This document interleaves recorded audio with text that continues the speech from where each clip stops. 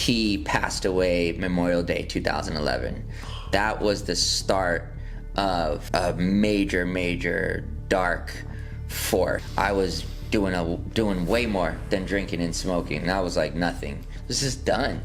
And so, yeah, this April will be 9 years. Can you say it again? That was so eloquently put. That was beautiful. I said I have a good relationship with failure. Welcome to the Recovery Roundtable podcast, where the journey to sobriety opens up through powerful discussions and shared experiences. Join your host, Mark, who will bring you stories of triumph and resilience from the heart of Pacific Shores recovery. Every episode offers insights and support, guiding you through the challenges of addiction recovery. Thank you for joining our community. If you're ready to start or continue your recovery journey, we're here to inspire and support you. Let's explore recovery together. So yeah, so we met at the fundraiser. We sit side by side, and I look over, and I think you and me were the only two not drinking at that table. Oh yeah. And that's what I noticed, and we just kind of hit it off, started talking, and then found out that we were six doors down neighbors. Yes. For how many years did we live by each other and didn't even know? Yeah, we were there in College Park for a good couple years. Okay.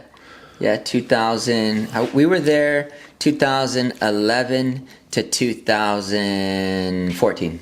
Okay. Yeah. And so, yeah, it was funny because that night we were driving home. I'm like, I think I remember, because you've got the KASE bus. Yes. The and I thought bus. I remember seeing it in front. I'm like, I swear, I think that's where they lived. And then she goes, I do recognize them. Yeah. Such a that small place was world. a pivotal moment in my sobriety. Well, so we're gonna get into it. Yeah. I think we're rolling here. So Cool.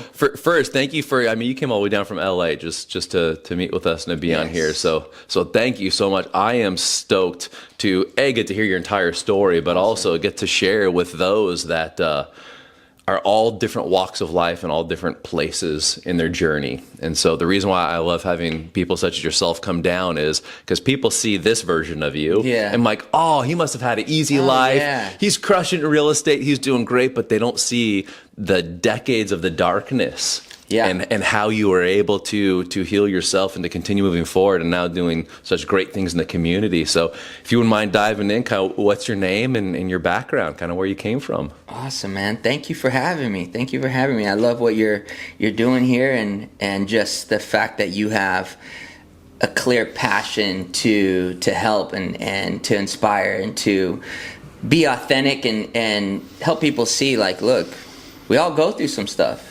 And if you can just catch a vision for what else might be possible for you and give yourself grace along the journey, you can accomplish some huge things. So I haven't done a podcast in a while, actually. This is all I did for a couple years. Okay. And it's probably been like 3 years. And the only podcast I've really done in the last 2 years was also on the topic of sobriety. And this is only the second time where I've even shared, why I got sober and okay. So we're bringing you out of retirement. That's it, bro. Thank you. Back to the podcast tour. It's an important topic. This episode is brought to you by Pacific Shores. We have been an industry leader for over 25 years in the mental health and addiction space. We have helped thousands and thousands of individuals and families reclaim their lives. If you or a loved one is struggling with addiction, please reach out so we can do this together.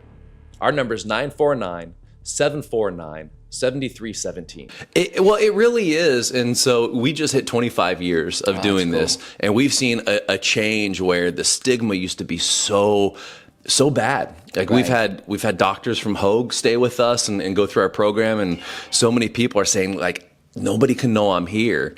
Slowly but surely we're seeing a change of people starting to kind of step up on the soapbox and saying, look, this is my past. Yeah. It doesn't mean I'm condemned to it, but it's created who I am and how I'm able to move forward. And so that's why I love when people are willing to share so openly and say, like, my past doesn't define me, but it's helped create who I am. Yeah, that's awesome, man. That's awesome.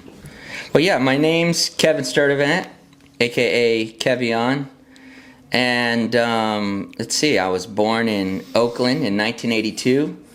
I don't really have like a rags to riches story. it was honestly kind of like riches, then to rags, and then trying to find this journey of what the riches actually are, finding fake riches and thinking that's going to be the thing that makes me happy, losing all those riches. And it's been a wild journey. And I say like riches to rags. My dad, I didn't know exactly what he did, but I knew that it was something different. I knew that it wasn't normal for my friends' parents. I'm pretty sure my friends' parents weren't coming home with a briefcase full of money and throwing it on the bed and like having a party and taking their kids out of school for a long time. Like I knew something was different with what my dad did. Okay. And, it was just a party lifestyle. My dad was like connected with all these different nightclubs, and all his friends had like crazy cars, and he never went to a regular like place of work. And then when I was maybe 5, 6-ish or so, I just remember this like chaos in our house. And then, my mom came into the room. She's like, "Hey, your dad's gonna be gone for a little while." And I was like, what does that mean? Can't even say goodbye? What the heck, And then shortly after that, she's like, "Hey, so, your dad has decided to be a fireman. So he's headed off to fire school." She was pretty witty. "So the next time you see him is going to be behind a glass, because he's always around all the smoke." And I kind of How old were you? With it. I was like maybe 5, 6, something like that. And I spent several of my birthdays, 7th birthday, 8th, 9th, maybe 10th, visiting my dad in different federal penitentiaries. He was in Chino, he was in Susanville, he was in El Paso, like gnarly high security. And it's an interest. And then after a while, I knew my dad was in prison. He got sentenced to 20 years for cocaine trafficking. Wow. And he ended up doing like 8 off and on in these different spurts. It was kind of interesting. And he was still my hero, though. Like, to me, it was still like, that's my dad. Like, honestly, it was like, well, that's kind of cool. Yeah. Like, really, this is stuff you see in movies. And the way he would talk to me and his kind of posture being in there, I think was why I still looked at him like my hero. Because he would be, he was, "Hey, don't think that this is bad in here. Like, I'm, getting stronger." And he looked good. It's like, "I've been talking to God. I've been reading the Word." And so I think at a very early age, it showed me, hey, it ain't where you're at. It's how you relate to that. So, because, if my hero could be in prison and still finding joy in being healthy in the photos he's sending me, So, yeah, and then, we went from that lifestyle to then, of course, my mom. I have a younger brother, Quinn, and a younger sister, Marina. I'm 5 years older than Marina, 10 years older than Quinn. My mom had to figure it out. She had every kind of different job you could find. But usually a sales-related job. And so, early 90s, she got a job at like a real estate sales training company that sold like seminars and things like that. Around that time, my dad gets out of prison. I end up having to move to Ohio for like safety reasons. We had to live on this farm. And we came back a few years later, and my mom had really shifted. When we left, we were in LA, we were on welfare. When we came back, she had bought a home in Costa Mesa. She was with somebody new. She had a nice car. I'm like, what the hell's going on here? Like, my mom's a drug dealer, like, what's going on here?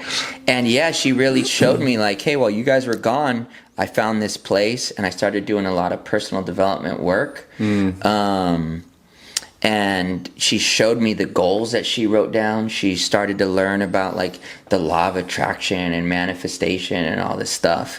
And so I wasn't really hearing much of that, to be honest. I came back from Ohio. I was just trying to skate and smoke and do whatever.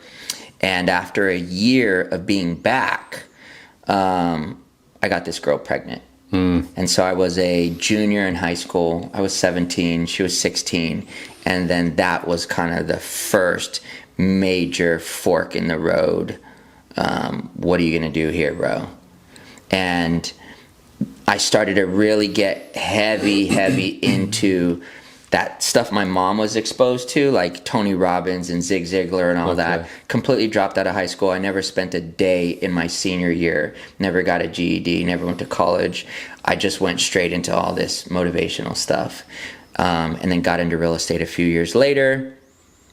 Had a journey for a while of like, you figure all that puts me at around 20 years old. I didn't get sober until 33. Okay, so you're still doing all the personal development while still actively... Yeah, super stoned. You get drunk and read and do a Tony Robbins fire walk. Which by the way, I don't know if can you hear the music in the background? Yeah. So where else can you be talking about drugs and alcohol and you've got worship in the background? Man. So I totally forgot Tuesday nights we do worship here. That's awesome. And so never mind them. They're just it's like they're just singing, praising God. It's a soundtrack in the background. I like it. Okay, cool. Nick knows I can't stand when there isn't music on. Okay. Yeah. So for me, that's awesome. Yeah, I just heard that. I'm like, oh, so cool. Part of me wants to sing. The other part's like, oh, I gotta stay focused because it's so cool. So you get into personal development. You see what your mom goes through. You're doing that. You're a father, and you're still actively, it sounds like, drinking, smoking weed. Yeah. So what was kind of the dark part that you finally realized of that this isn't the life that I was meant to live? Yeah. It was a long journey. In those years of, let's say, like, fatherhood is definitely where it starts of like, this isn't just about me. I think for me, becoming a father, that was the first calling of like, bro, you got to get it together. But I wasn't really listening to it enough. It was just like, what does that mean? Well, two things. And the two things that my dad didn't really do. And that's time and money. I kind of, like, that was, as long as I'm spending time with my son and as long as I'm providing for him, then I'm doing my job. That was it. His mom and I weren't really ever together. And so she got married fairly young, and it took a while for me. I was like a late bloomer before I decided to like chill out. But I guess the real journey is like getting into real estate, having this vision and this dream of, okay, if I get this car, if I get this house, if I get this whatever, if I get on these panels where you're the real estate guy, then you're the man. And then you're happy, and then you're successful. And like, I chased that for over a decade. And then 30 years old, at 29, was a really huge, like, WTF moment. I was actually living in that house where we were neighbors and we didn't know. Okay. And my best friend, like the most incredible human being, is my first son's godfather. He created one of the most iconic clothing brands ever called LRG Clothing. It's really like the first brand to mesh all these different, whether you listen to punk or hip hop, skate or surf, it was a brand for like all people, all cultures. Oh, cool. And it was doing like $150 million a year. He passed away Memorial Day 2011. That was the start of like a major dark force, and that just sent me down this really dark hole. Couldn't sell anything. I was doing way more than drinking and smoking. That was like nothing.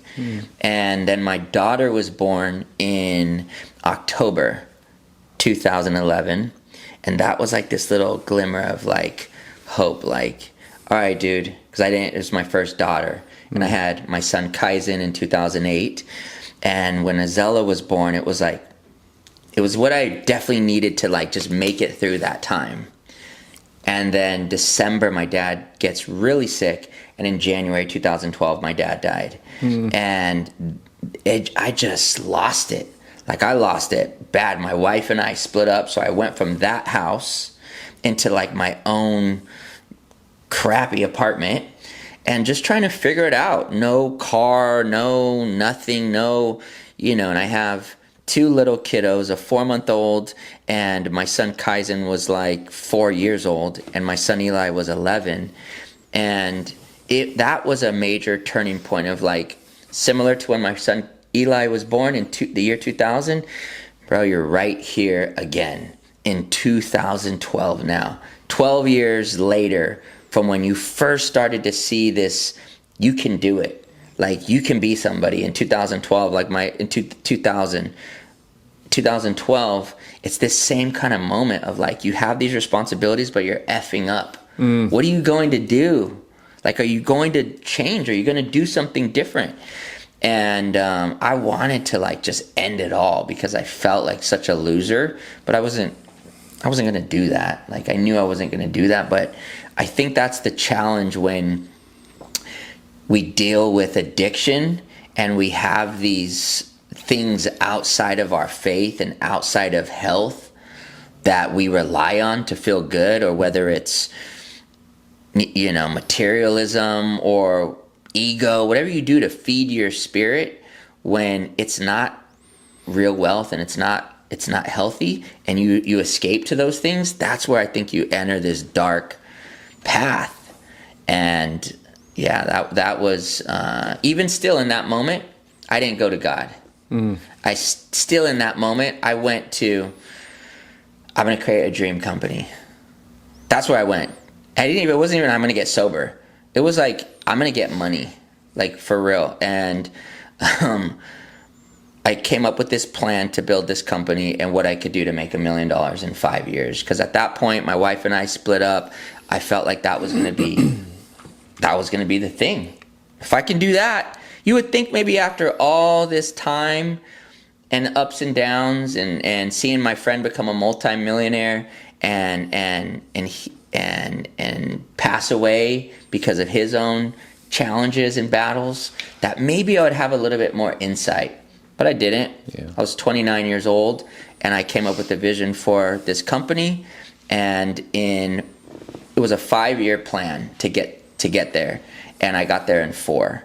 2015, I earned my first 7 figures and bought it. My wife and I ended up getting back together this same year that we split up, 2012. So we split up in January 2012. We got married December 2012. And the kind of path started to get on, and it started to work. Obviously, something was different.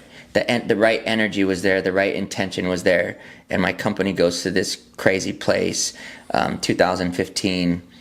And right when that happened, bought the house, earned the money. I'm speaking on this panel in front of 10,000 people in Austin, Texas, blah, blah, blah. All the things that I thought. Bought the sickest car, blah, blah, blah. That December, I'm in the Philippines, and I had this on my vision board of taking my wife and kids to this private island. And I had this vision on my vision board. And then mid-December 2015, I'm at that place, and I'm looking at my wife, Elijah, Kaizen, and Azella in that same place. And I had the strangest feeling of emptiness and depression, and I didn't know why. And I had been sober at this point maybe 9 months. I woke up super early the next morning, got on like the little scooter, found the closest bar or whatever, and I just like pounded a beer. And then when I got home from that trip, I started smoking again. And I started, and when my wife would try to tell me something, it was like, look at what we just did. I just made $1 million. I just bought our house. You know what I mean? April 27th, 2016, was my assistant at the time's 21st birthday. And we go out, kind of chilling, blah, blah, blah. And my brother was holding just like a Jack and Coke, I remember the moment so well. And it was just like, I'd been sober that whole night. And I just took his Jack and Coke and I pounded it. And we were on just a good one. It's like a Wednesday night, and there's all kinds of things around. And I'm like DJing a party by myself, looking at hundreds of missed calls from my wife. And yeah. That morning, I just basically had to surrender. Like, that morning was when I surrendered, and that was April the 28th, which I was still I was still drunk. I was still on another level. So my official sobriety date is April the 29th. And that moment, I talked to my wife, told her everything I did. I'm like, I'm done. Like, I can't, I don't have the power over this thing anymore. I'm done. And I never did anything to assist with that. Like, I didn't go to any classes. I was just done. I had so much results of failure in that department. This is done. And so, yeah, this April will be 9 years. Yeah, that's awesome. First of all, congratulations. Some of the things that you shared are interesting because it sounds like you created everything that you saw in that vision. You had the money, you had the vacations, and you said there was a part of you that was still empty. Yeah. Do you mind kind of going a little bit deeper into that, of how important it was, of the discovery of why you felt empty and what you found that has taken that place? Well, and it's interesting because, like, I knew this. I had been practicing something since I was 18 years old, and I had been, like, every year writing out my goals in these 7 areas. And the areas were mind, body, soul, family, friends, business, and money. And so when I kind of got focused in 2012 to create this company, it was very precise mentally, very precise physically, what I'm going to take on, what I'm going to do, the running and the blah, blah, blah. I wasn't committed to being sober in 2012 yet, but, you know, very detailed with the sleep I'm going to get and yada, yada. Spiritual, kind of skipped that one. Family, okay, social, business. My business and money goals are very, very, very clear. And then I realized, I'm like, dude, when that happened, why did I go there? Why did I almost freaking risk it all? And it was just lacking God. There was no God there. There was no God there at all. I was praying before meals, but God was not present in my life. And so that was the big, like, dude, what is your deal? And so, you know, the big lesson was like, you get everything in life that you envision and you want and you think is going to make you happy. Like, every box was checked. I went from absolutely broke to a millionaire in 4 years. Bought my dream home, bought my dream car. I'm number 1 at my brokerage, blah, blah, blah, blah, blah. Have my dream human being to be married to. I have the most beautiful kids, and I'm depressed and miserable. Why? And that was what I had to learn through that. Like, why did I risk almost losing it all? Because all those things are still, it's still external. You could say family first, but can you really be there for your family if you're not right with God? If you're unhealthy, can you really be there? Can I really be there for my wife and kids if I'm not present? If I don't know who God is? Yeah. And then the second part that you talked about was surrender, and waking up that next day from that night out and having this realization of, I'm no longer just saying it, like, I'm completely done. Can you dive into that? Because that's where a lot of people struggle. Is some come in kind of say, well, it's a willpower thing, but it's not, of really full submission in order to change. Yeah. Walk us through that. So I'm like a numbers guy. I like to look at everything that I do in life on like a 1 to 10, or the experience of 1 to 10. If we're going to Disneyland, okay, what kind of experience do we want to have? A 10? What's a 10 look like? If I go to a restaurant, what's it like? And I'll look at the vibe of the restaurant, the decor, the food itself, the service. And so I kind of look at my sobriety journey the same way, in that when I was totally raging and being crazy, I feel like my life was at like a 5-ish, just overall average. My relationships, my income, everything was just kind of like a 5. So when I would start raging and would go to the next level and get super drunk and do whatever, well, now you're at a 10. That's a 5-point jump. Holy smokes, you just doubled your life satisfaction. And then when you drop the next day down to a 3, it sucks, but it's still only half as bad as the good. The good was a +5. The bad was only -2. And as I started to get sober, I would do these 90-day kind of stints to kind of prove that I didn't have an issue. So I went 90 days. I'm not addicted. I'm good. And then I would fall off. Okay, let me try to go 6 months.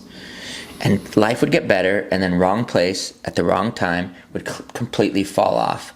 And I started to kind of have the data of how I felt overall when I was sober, and then what life was like and how I felt when drinking and everything else was in the mix, and what my relationship with my most important person, my wife, was like. And then I went that 9 months. And in that 9 months was when so much happened. January 2015, it started to happen. And it just started to just really get crazy and get super positive. And by at the 10-month mark, I knew I was going to make $1 million that year. And to me, that was something I had always been chasing. So I feel like I got my life automatically to a 7.5, 8. And so when I went to the moon on April 27th, I got that little 2-point bump up to the 10. And then when I dropped all the way down to a 3, 2, it was just super clear. That's all I could. It was just so clear that was not freaking worth it. I did a 5-point drop. This is horrible. I'm risking and losing so much right now. And I only gained that stupid 2 hours last night. That was kind of, I don't know. That was really it. I was like, this don't work. And so what was that journey like once you made that decision to continually stay the course and not get sidetracked or veer off? It was definitely challenging in the first year. You kind of have to get these little hacks going.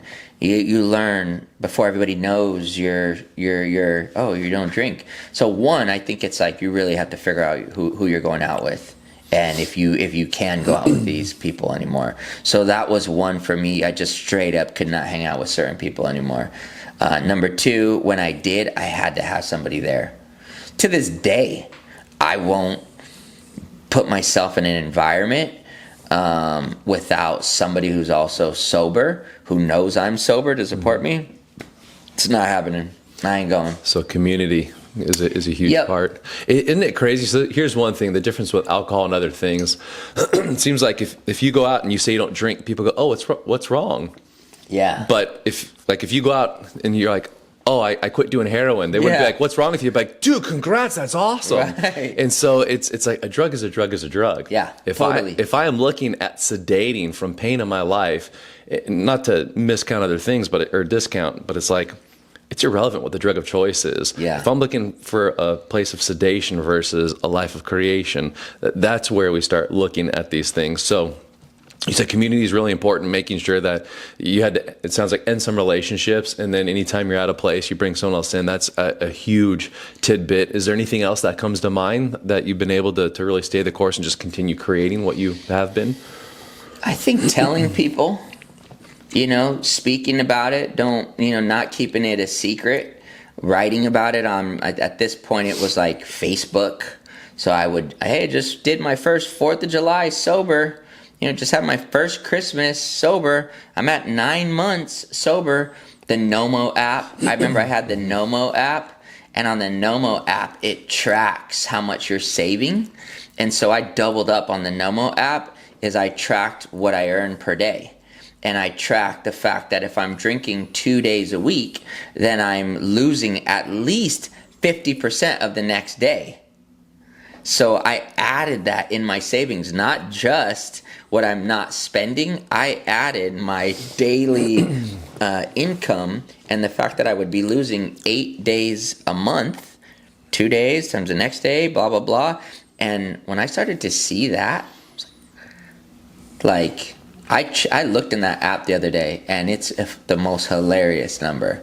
That's beautiful, though. So that's one of the things that we teach a lot of people is I've got to connect pain into the future action if I continue. So the opportunity cost, basically, not just of what have I spent, but also what's it costing me. So I love that you actually found an app, a way to make it tangible, going, not just here's what I would have spent, but here's what it's costing me from actually going out and earning because of what's happening. Yeah.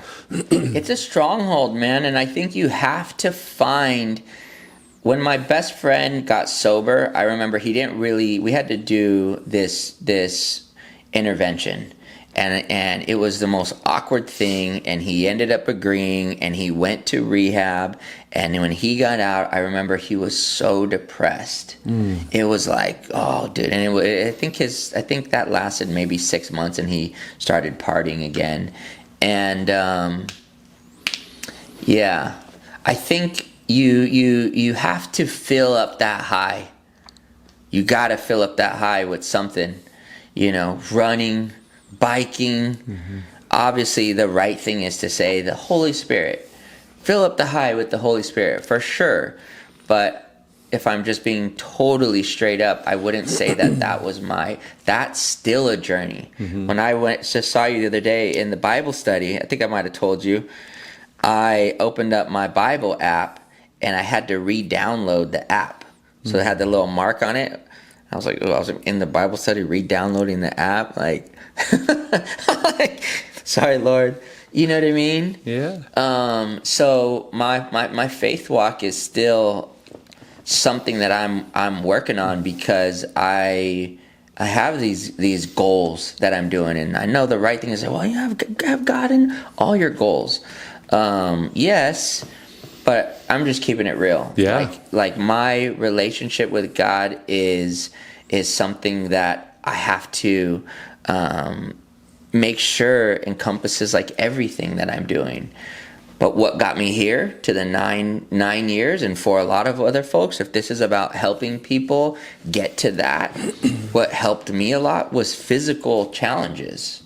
Taking on a marathon, taking on an Ironman, taking on whatever to catch another high that excites you, taking on chasing your dreams, but just know if it's just that, it's going to be empty. Like, I guess that would be my message to people, is like, look, have crazy, ridiculous high goals. Yes, do an Ironman. I think every single person should attempt an Ironman and go for it. So what did you learn from that experience of doing an Ironman? Dude, oh my gosh. I learned good things and I learned bad things. The bad things that I learned, just like, I really half-assed my training. Like, you should have done multiple triathlons, like regular ones. I think a regular one is like you do a 5K, you swim a couple laps or something, and maybe you bike 10 miles or something. I don't know what a regular one is. Or most people will do like a sprint. Yeah, most people will do at least a half Ironman, and that's considered crazy, which is a 1.5 mile swim, 55 miles on a bike, and then a 12 to 13 mile run. I had never even done a regular triathlon. I didn't even know how to swim well. It's kind of a funny story, but like when my Ironman was on October the 23rd, and I waited all the way up until early September to like, dude, I could bike, I could run, I'll figure that out. But the swim, people are like, bro, you can't mess around with the swim. These are all equally difficult things in each department. 110 miles on a bike in a full marathon. The swim, 2.4 miles, is no joke. And that was the one I know how to swim, but like a little better than a doggy paddle. So first week of September, I'm like, oh shit, dude, it's freaking next month, bro. A friend of mine's like, call this lady in Newport, go meet with her. And I call her. She's like, okay, my next appointment is September the 29th. So bring your shorts, da-da-da-da. I'm like, okay, cool. She's like, when's your Ironman? I'm like, October 23rd. She's like, okay. And then I get there. She has me do a couple laps, blah, blah, blah. And she's like, October what? I was like, October 23rd. She's like, okay, 13 months? About a year straight. Yeah, we'll get you there. I was like, no, October 23rd. Oh my gosh. She's like, in 3 weeks? She's like, no, I'm not even going to be a part of this. I was like, I don't swim that bad. She's like, it will take you 5 hours. She's like, this is timed. You have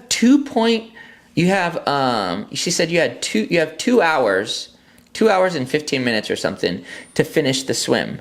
She's like, at that pace, it's going to take you 5 hours to finish the swim. You'll be disqualified. It's pointless. And I was like, I'm already signed up. She's like, which one are you doing? And I'm like, Sacramento. She's like, I'm going to need you at least 3 days a week.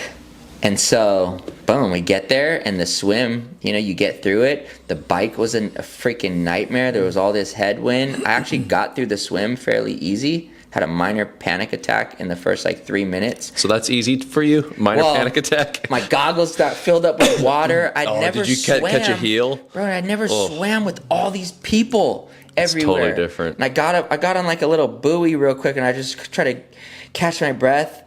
And then right when that happened, some other lady got on the buoy, and I was like, okay? And she's like, yeah. And then she just takes off. And all I could think about is and I knew that if I chilled on that buoy too long, they were going to come check on me. I'm done. And all I could think about is what that drive home from Sacramento is going to be like, and the freaking impact that is going to make on my kids. That was all I could think about, is Dad is such a loser. We drove all the way up here, and Dad couldn't make it 5 minutes. Oh, God. I was like, hell no. Let's go. And I just took off and then finished it in an hour and a half. Wow. And then I'm like feeling good.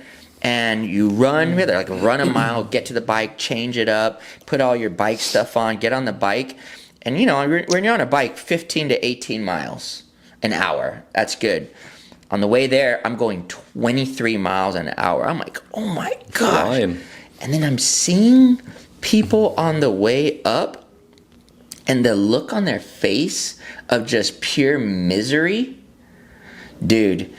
And then I'm just seeing people getting picked up. So typically they say 100 or so people don't finish. On this one, there was over 1,500 people that didn't finish.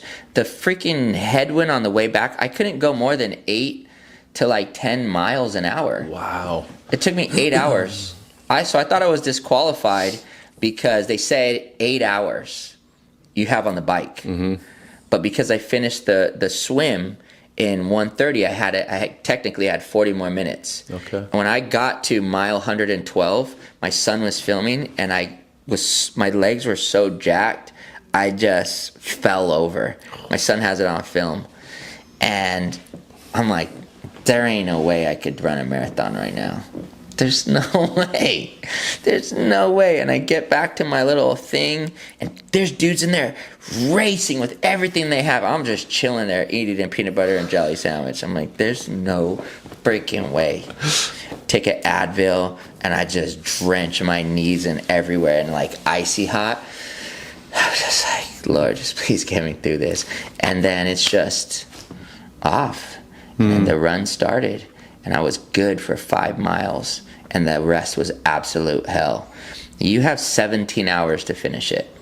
I finished 16:40. So I finished with people with one limb, people who But you I finished. probably only had an eye.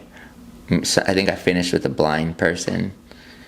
But you finished, man. Yeah. That's impressive with less than 2 months of training. Yeah. So I learned that I half-ass things, and I make life more difficult on myself. And I also learned that I'll do anything for my family. Yeah, one thing that I really appreciate about you that you've been sharing is you have a wonderful way of foreseeing your vision, but also foreseeing pain if you don't stay the course. And I think that's what a lot of people miss is human nature is we tend to minimize the consequences and romanticize the parts that actually are very small. And so if you can link pain to unhealthy choices, where it's not just a thought, it's a feeling, all 5 senses mixed together, as opposed to doing that with the pleasure. That helps keep an individual in check, making healthier decisions. That's man, good. I honor that about you. So far, you've shared that 3 different times in different stories of what would my kids think, and you picture your kids, and it's just like, gosh, that is so powerful, and I think has served you so well over the last 9 years. I have a good relationship, I think, now with failure.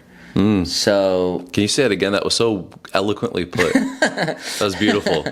I said I have a good relationship with failure. I could have the whole thing fall apart. And I think that training started with skateboarding, but it took a while because I don't want it. I don't want to fail. I want to succeed all the time. But when I bomb, which is highly frequently, when I forget to call somebody back and I miss the deal, when I miscalculate a range of price that I thought something would win at, and I set an unrealistic expectation and it didn't happen and the market didn't respond the way I thought it would. Or when I fire somebody from an angry state of mind, when I know that's not me, but when I let my emotions get the best of me and I bomb, it sucks and it hurts and it's painful, but I know it's making me better.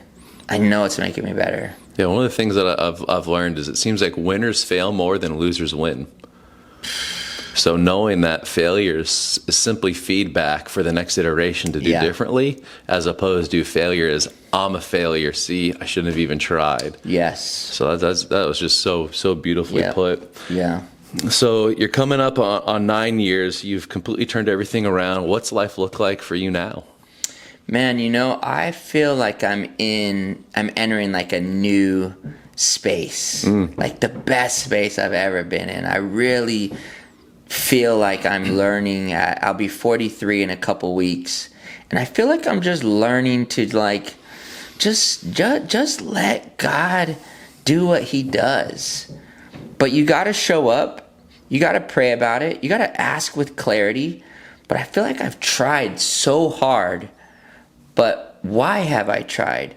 Why have I tried to show so much? Why have I tried to prove? I think so much of what I've done and tried to do, it actually came from a place of not feeling valuable. It came from a place, well, if I do this and I show this and I have this, and then I'll be valuable. And I feel like I'm finally getting to a point where I'm like, no, I'm good. Like, God's got me. What really matters is who I am as a friend, who I am as a father, who I am as a leader, who I am for other people. I can't control when it's going to happen, but I'm playing a huge game. I'm playing a monstrous game in my industry, in my personal efforts with work. I'm a business person, so that takes up a big part of my life. But I just know in my spirit and in my heart, I'm totally good if it doesn't happen. Also, if my wife said, babe, I know that we're aiming to do $1 billion in volume this year, and we're actually on track, which is insane. I know it's only been 4 months, but that's awesome. It's crazy because last year was our first year going over 500, which if you do $100 million in real estate, you get like a jacket and all kinds of trophies and like your name in the paper or something. So to be a very multicultural group in luxury real estate, luxury real estate, especially Orange County, there's a certain like avatar of how that looks. Yeah. You can't have tattoos.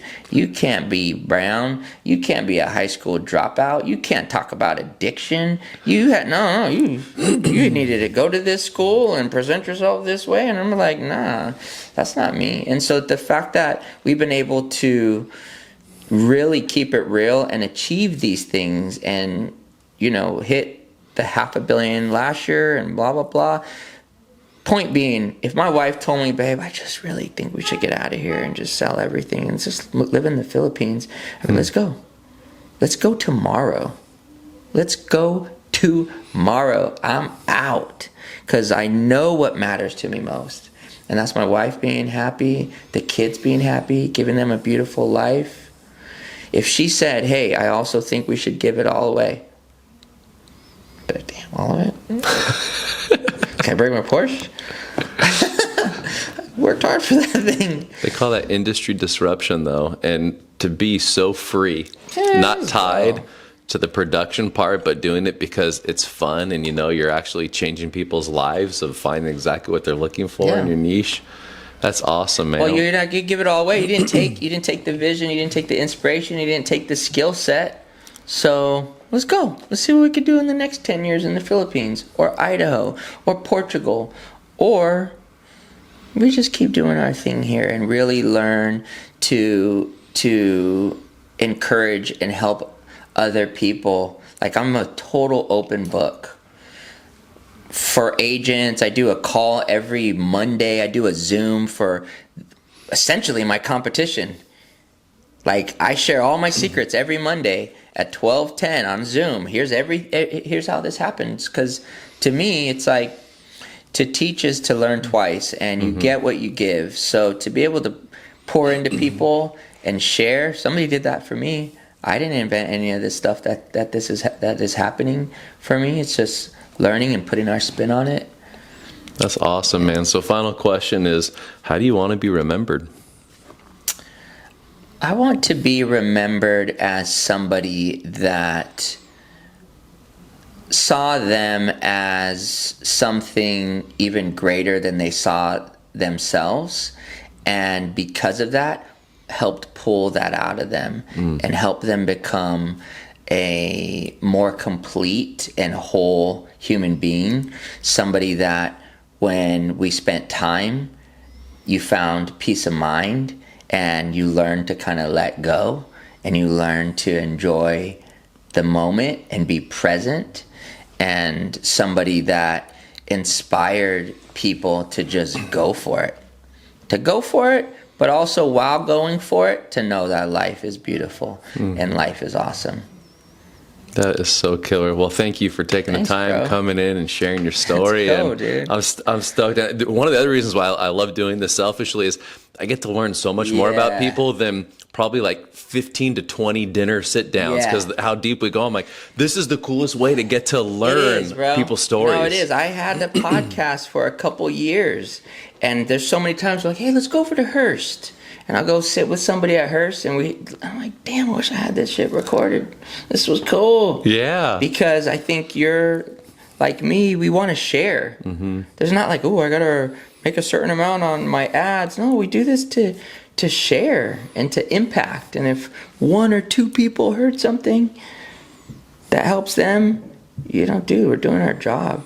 Yeah, that's one of the things that I've learned over the decades of doing this is I started to see patterns that about 99% of my suffering was all self-inflicted. Yeah. And that's how we tend to be as human beings. And so it's like discovering this, just getting different pieces of information, actual like tactical strategies, how to change, how you see the world, different things. It's like we're just changing a little bit of each person's suffering, just a little bit, and eventually. Just ask yourself, why am I like this? Yeah. Oh my gosh, there'll be so much time I'm like, dude, why am I like this? Well, and that's where the answer is, because it's part of the human experience. Yeah. I used to think I was so tragically broken, and that it was just because I was me. Yeah. And that's what led me to writing the book, creating the app.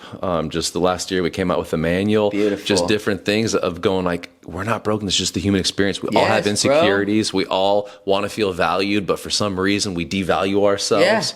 Yeah. And God is a huge part of that. We got trauma. We got stuff to work through. Last Christmas was the first Christmas since I got sober that I didn't have this weird emotional breakdown. Like every Christmas since I got sober, there would be a moment, and it's usually when I'm by myself, and this wave just would hit me, and I'll just start crying. I'll tell my wife, the thing happened again, And last Christmas was the first time that it didn't. And it was just for whatever reason, I think growing up, the holidays amplified the emotion. And then from 13 to 33, I just hit it all. being drunk. Mm-hmm. So my first sober Christmas, 2016, I was like, what the heck? And then 17 and 18 and 19 and 20 and 23 kept happening. And 24 last year was the first time it didn't happen. Oh. So not that there's anything wrong with a good cry. No, it was like, all right, I think we cry regularly here on purpose, which is crazy. Heck yeah, dude. Well, thanks for coming down, brother. Thanks for having me, bro.